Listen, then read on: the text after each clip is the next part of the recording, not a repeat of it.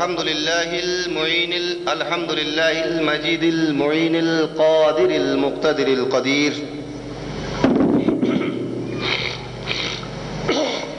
والصلاة والسلام على سيد البشير النذير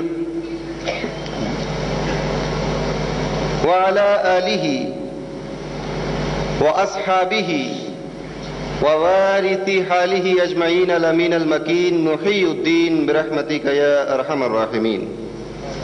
سبحان الله سبحان الله. وبعد،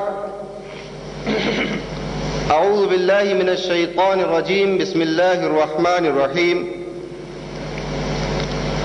ولا تقولوا لمن يقتل في سبيل الله أموات بل أحياء ولكن لا تشعرون. صدق الله العظيم وبلغنا رسوله النبي الأمين الكريم ونحن على ذلك لمن الشاهدين والشاكرين والحمد لله رب العالمين. قال الله تبارك وتعالى في شان حبيبه الكريم: إن الله وملائكته يصلون على النبي يا أيها الذين آمنوا صلوا عليه وسلموا تسليما. اللهم صل على سيدنا ومولانا مولانا محمد وبارك وسلم. کیسا ہونا چاہیے اس کا؟ ٹھیک ہے.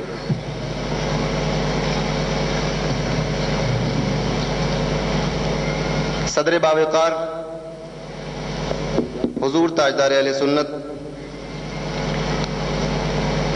اور اسٹیج پر جلوہ بار مشائخین نظام اور علماء اکرام، سامعین نظام، آج کا یہ اجلاس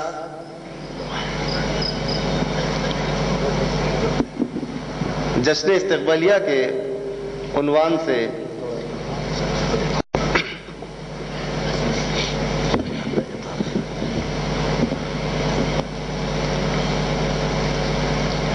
اس سے پہلے بمبئی اور پونا میں 2 جلسے اور ہو چکے ہیں اور اس کے بعد بھی ایک جلسہ ہونے والا ہے اسی عنوان سے.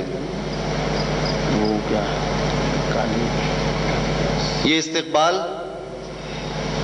جیسا کہ آپ لوگوں کو خوب معلوم ہے کہ حضرت شیخ کی مصر سے واپسی پر کیا جا رہا ہے، مگر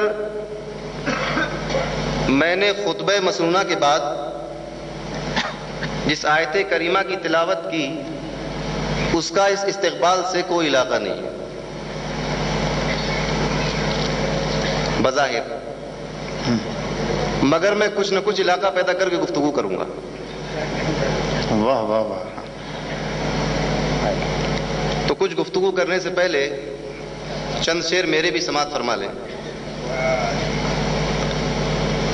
مطلع عرض خدمت ہے کہ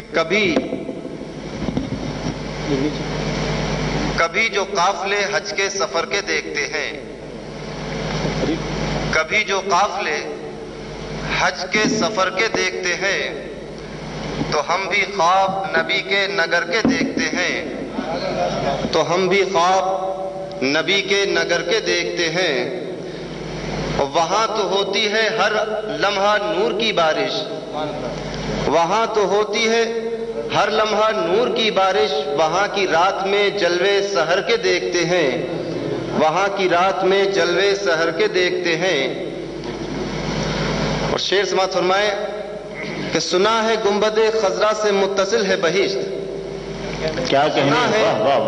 گنبد خضرا سے متصل ہے بہشت، مکی ادھر کے بھی جلوے ادھر کے دیکھتے ہیں. سبحان اللہ. مکی ادھر کے بھی جلوے ادھر کے دیکھتے ہیں.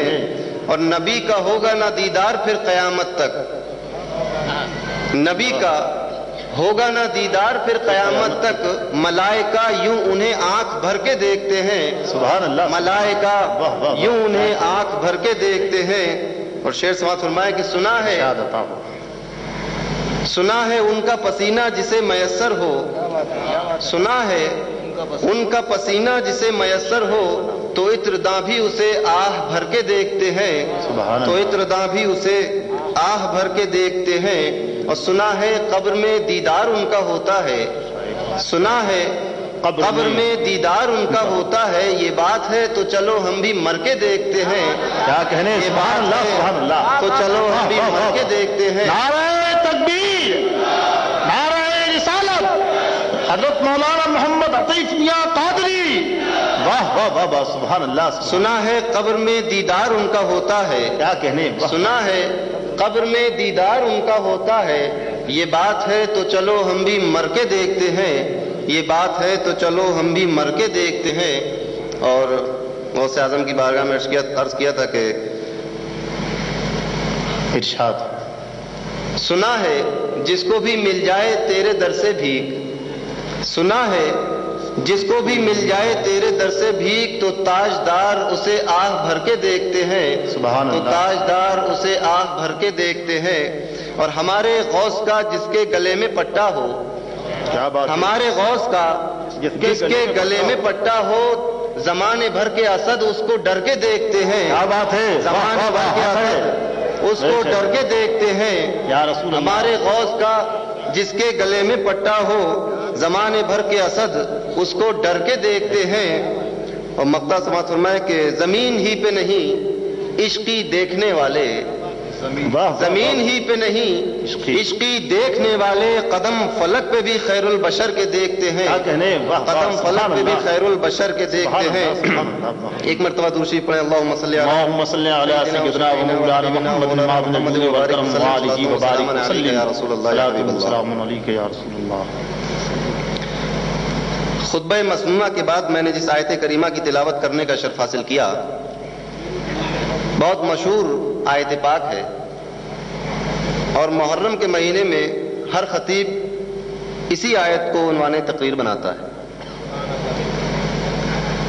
مگر عام طور سے اس آیت کریمہ کی روشنی میں جو تقریر ہوتی ہے وہ واقعات کربلا پر ہوتی ہے، کہ کربلا میں کے واقعات میں کیا تھا، وہ پورے واقعات بیان کی جاتے ہیں اور کیا کیا بیان کیا جاتا ہے، مگر میں وہ نہیں کروں گا، کچھ ہٹ کے گفتگو ہوگی۔ اللہ تبارک و تعالی ارشاد فرماتا ہے، وَلَا تَقُولُوا لِمَنْ يُقْتَلُ فِي سَبِيلِ اللَّهِ أَمْوَاتٌ،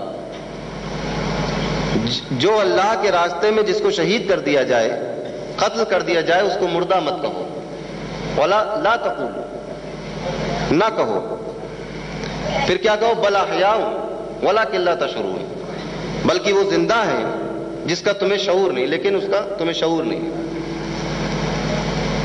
شعور سے مطلب یہ کہ ہم نہیں سمجھ سکتے وہ کیسے زندہ ہیں، کیا ہماری طرح زندہ ہیں یا ان کی زندگی کچھ الگ ہے، اس کا انسانوں کو شعور نہیں۔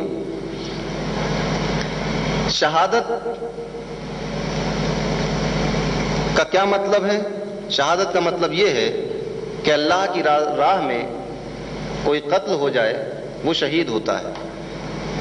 مثال کے طور پر اللہ کی راہ میں جنگ کی جا رہی ہے، اس میں مجاہدین جو جنگ کر رہے ہیں، جہاد کر رہے ہیں، جہاد کرتے ہوئے اگر وہ قتل ہو جائیں تو اس کو نہیں بلکہ شہید کہا جاتا ہے، وہ شہادت ہوتی ہے۔ ایسا نہیں ہے کہ جنگ ہو رہی ہے اور کوئی یہ سوچے کہ جنگ ہو رہی ہے، مر جاؤں گا، راستہ دیکھ کر بھاگنا شروع کر دے اور بھاگتے ہوئے راستے میں قتل کیا جائے تو وہ بھی شہید ہوگا، ایسا نہیں ہے۔ اس کے لیے نیت ہونا چاہیے، دل میں ایک جذبہ ہونا چاہیے شہید ہونے کا، شہادت کا۔